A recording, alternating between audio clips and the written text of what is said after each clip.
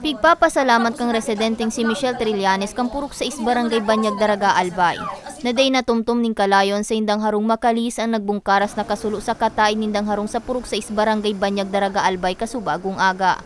Istorya niya, mantang kaulay niya ang sayang hipag sa likod kan sa indang harong nadangog niyang naghagad tabang ang sayang pamangkin na mapalsok ang kalayo sa nagbungkaras na kasulo sa indang kataid harong. Pigtarabangan man daan ninda ining mapalsok. Alagad sa kusog kang kalayo da inadanin da ini kinaya pa. Maswerte man subot na uminabutulos ang BFP kaya sulamenting ang pintuan, bintana asin iba pa nindang kagamitan sa luwas anada niya ran sa insidente. Ginawa po namin, nagtulong-tulong kaming mga kapitbahay, kumuha kami ng mga tubig, balde-balde, pasa-pasa, tapos yun po, tinapunan namin. Tapos may tumulong din po ng mga side ng asawa ko, tapos mga kapitbahay.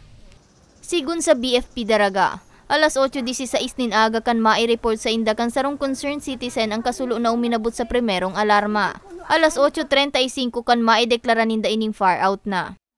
Yung mga nandun sabi, may nagsunog ng basura.